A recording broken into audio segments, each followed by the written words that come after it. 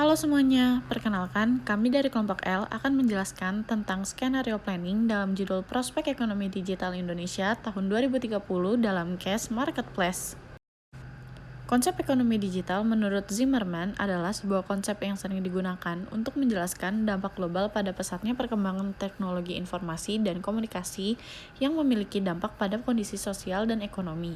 Konsep ini telah menjadi sebuah pandangan tentang interaksi perkembangan dan kemajuan inovasi teknologi yang berdampak pada ekonomi mikro dan makro. Dalam ekonomi digital, perusahaan menawarkan layanan mereka sesuai dengan permintaan spesifik tertentu atau penawaran pribadi dengan melingkupi seluruh sektor sesuai permintaan pasar, seperti dalam bidang jasa, transportasi, pariwisata, kesehatan, dan lain-lain. Di Indonesia sendiri, ekonomi digital telah berkembang secara pesat sejak tahun 2010. Ekonomi digital berkembang secara spesifik dengan munculnya pandemi COVID-19 sejak bulan Maret 2020.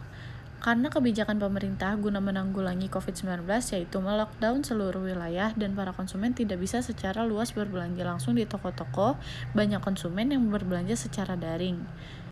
Berbelanja daring dirasa lebih cepat dan dapat bertransaksi secara jarak jauh, pembayaran aman, dan juga banyak konsumen yang beralih dengan belanja menggunakan jasa dari ekonomi digital itu sendiri. Menurut laporan Ekonomisi 2020 Google, Temasek, dan Bain & Company, Indonesia sudah menjadi raksasa ekonomi digital di kawasan Asia Tenggara. 5 cakupan pasar 5 sektor ekonomi, e-commerce, transport, food, online travel, financial service, dan 2 sektor yang baru mengalami percepatan pesat akibat COVID-19 yaitu health tech dan education tech. Ekonomi digital dengan case marketplace sangat penting untuk dibahas dalam perspektif intelijen, karena banyak sektor ekonomi digital yang sudah menjadi perusahaan dan bisnis, dan sudah melekat di berbagai kehidupan masyarakat. Seorang intelijen harus menjelaskan tren perekonomian Indonesia di tahun mendatang, di mana e-commerce sekarang menjadi salah satu sektor perekonomian terbesar di Indonesia. Di masa depan, ancaman yang akan terjadi pada marketplace adalah cross-border, persaingan usaha, tenaga kerja manusia versus robot, keamanan data, privasi konsumen, kedaulatan mata uang rupiah, siklus ekonomi lebih unpredictable, serta resesi ekonomi dunia. Metode skenario foresight yang akan digunakan adalah metode TAIDA, Tracking, Analyzing, Imaging, Deciding, Acting. Tracking adalah melacak, menelusuri, dan mendeskripsikan tren yang sedang muncul di ruang lingkup ekonomi. Tujuan melacak ini adalah untuk menggambarkan tren perubahan yang terjadi di sekitar ekonomi yang mungkin berdampak. Analyzing adalah menganalisis faktor penggerak dari tren dan hubungannya dengan mengembangkan logika skenario.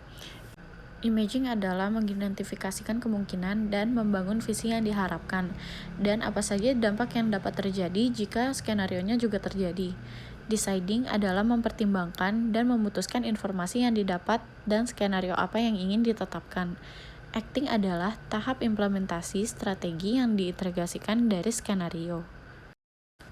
Dalam permasalahan utama dari ekonomi digital adalah mengidentifikasi adanya peluang berkembangnya ekonomi digital yang diprediksi tumbuh 8 kali lipat di tahun 2030 dengan cara-cara dan kondisinya sekarang dan peringatan dini di masa depan. Apakah marketplace di Indonesia akan terus berkembang lebih maju dan pesat atau hanya tren sementara pada saat pandemi, serta melihat peringatan dini dari ancaman-ancaman yang tertera. Case utamanya adalah perkembangan marketplace di Indonesia. Kami menggunakan metode STEEP, Social, Teknologi, Ekonomi, Environmental, Politics.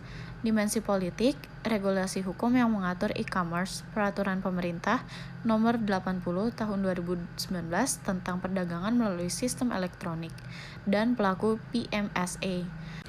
Menurut PP ini dapat dilakukan oleh pelaku usaha, konsumen, pribadi, dan instansi penyelenggara negara sesuai dengan ketentuan peraturan perundang-undangan. Dalam PP ini mengutamakan perdagangan barang atau jasa hasil produksi dalam negeri. PPMSE dalam negeri wajib menyediakan fasilitas ruang promosi barang atau jasa hasil produksi dalam negeri.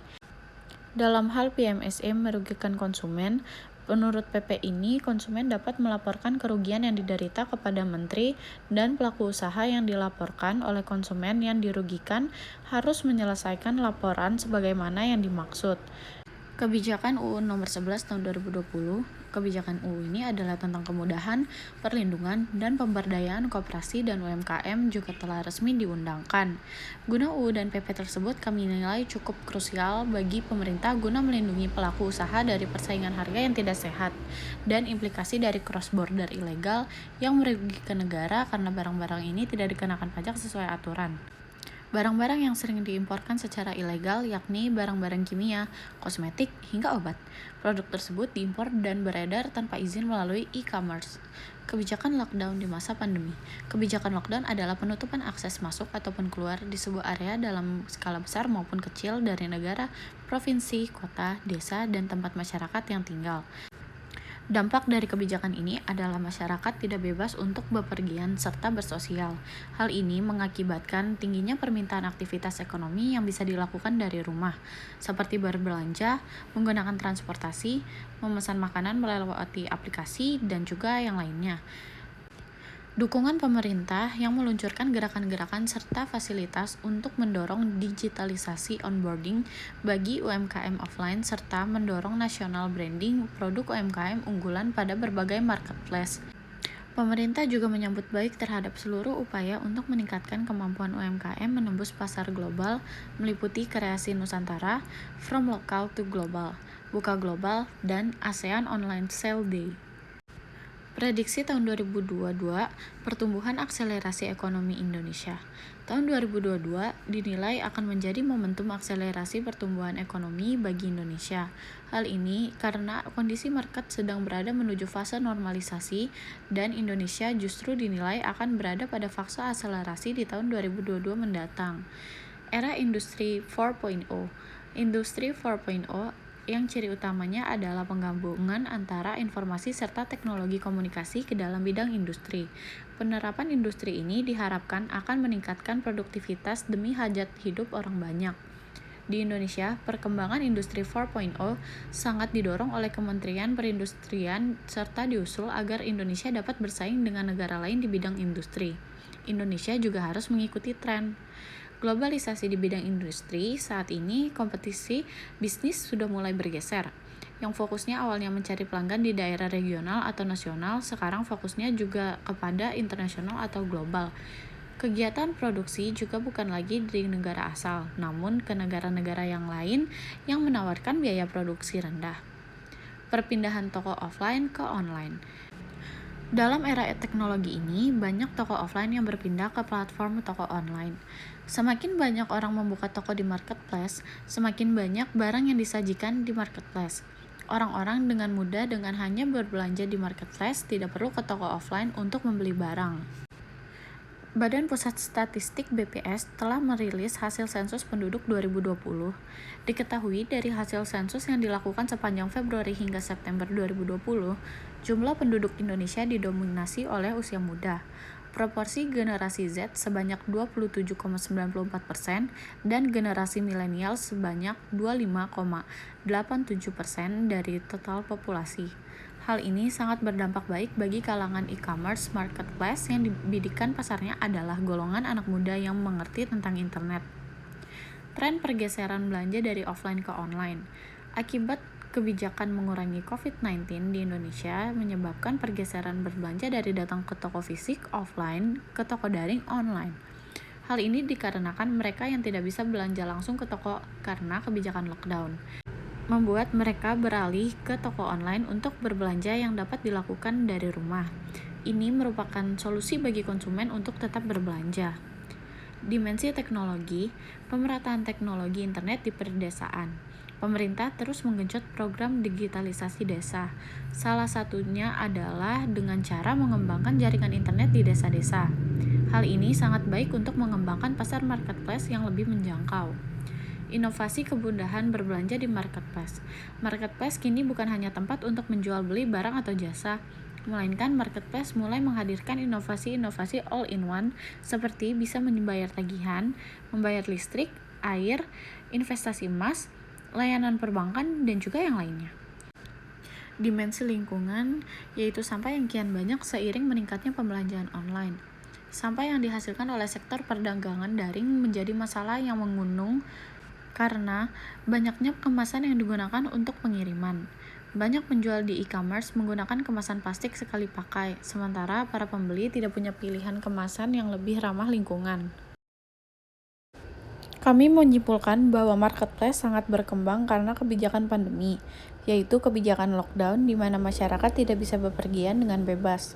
Hal ini membuat masyarakat yang ingin memenuhi kebutuhannya yang tidak bisa datang ke toko harus berbelanja di toko online yang barangnya dapat diantar ke rumah dan tidak perlu keluar rumah.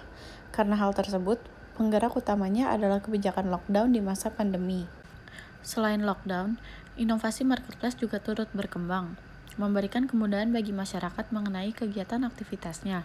Inovasi marketplace turut berkembang karena untuk mempertahankan jasanya agar dipakai terus-menerus. Tidak hanya berbelanja karena tidak bisa bepergian keluar rumah, namun juga menjadikan aplikasi all-in-one, di mana aplikasi yang dapat menunjang aktivitas harian. Contohnya adalah bisa membayar tagihan, membayar listrik atau air, investasi emas, layanan perbankan, dan lain-lain. Dalam lingkup kebijakan pemerintah mengenai pandemi COVID-19, menurut data pandemi COVID-19 sangat membantu pertumbuhan dan meningkatkan masyarakat untuk berbelanja di marketplace. Dinarasikan jika kebijakan lockdown menguat, total lockdown, dengan kebijakan lockdown yang melonggar, lack of lockdown. Dalam lingkup inovasi marketplace, dengan inovasi, masyarakat akan terus menggunakan marketplace sebagai alat yang membantu menunjang kehidupan. Dinarasikan jika inovasi marketplace semakin berkembang, growing fast, dengan marketplace yang tidak berinovasi atau berkembang, growing slower. Dalam lingkup ini kebijakan pandemi COVID-19 yaitu lockdown total di mana semua masyarakat sangat dibatasi aktivitasnya, terutama untuk bepergian bebas dan di satu sisi tidak ada atau lama berkembangnya inovasi marketplace. Hal ini cenderung membuat masyarakat hanya menggunakan marketplace sepenuhnya.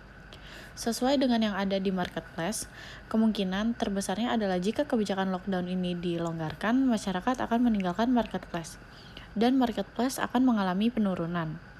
Dalam lingkup ini kebijakan pandemi COVID-19 yaitu lockdown total di mana semua masyarakat sangat dibatasi aktivitasnya, terutama bepergian bebas, dan marketplace sangat berkembang inovasinya.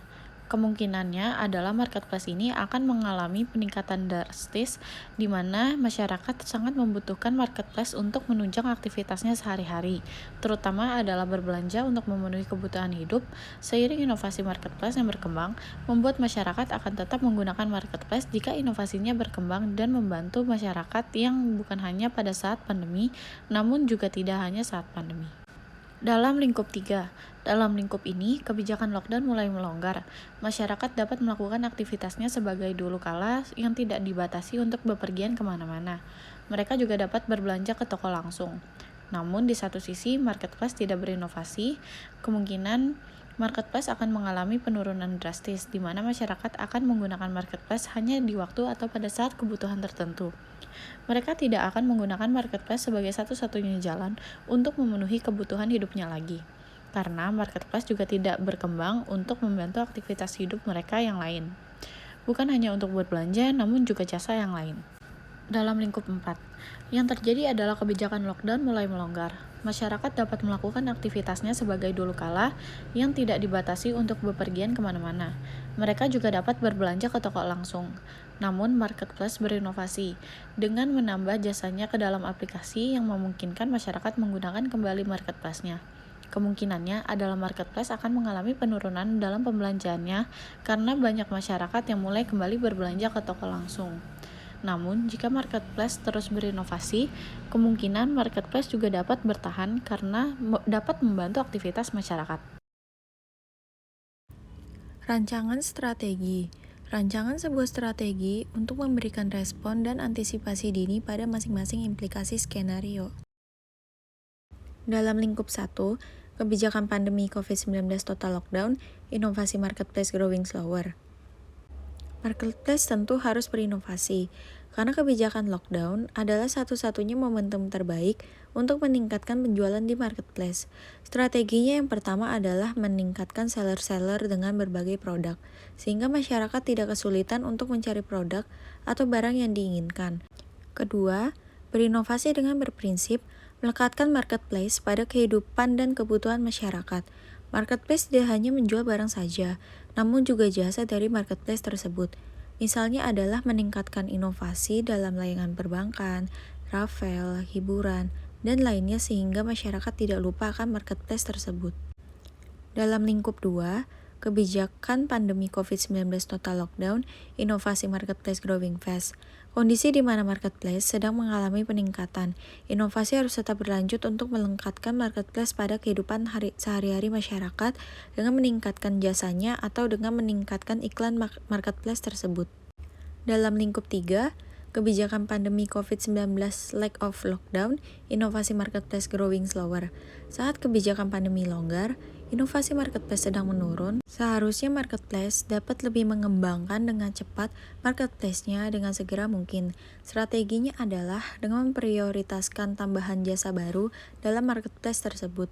Misalnya dengan menambah layanan perbankan di mana setiap hari masyarakat melakukan transaksi, baik di toko maupun toko online.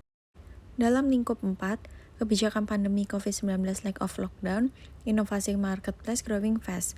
Kondisi ini lumayan membuat kegoncangan pada marketplace.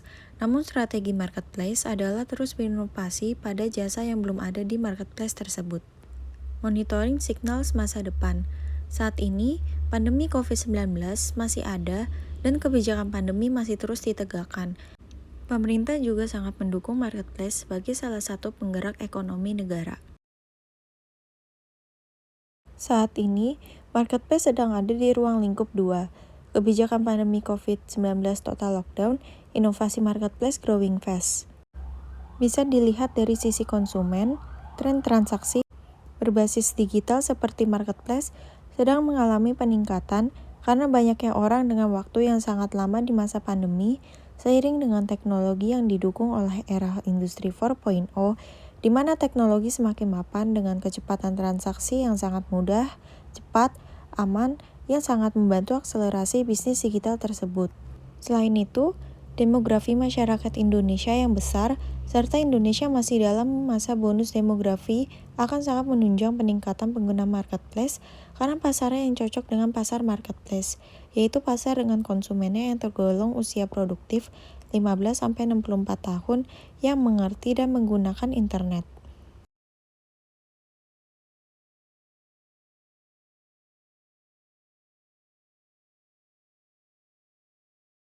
Sekian penjelasan kami tentang skenario planning. Terima kasih telah menonton.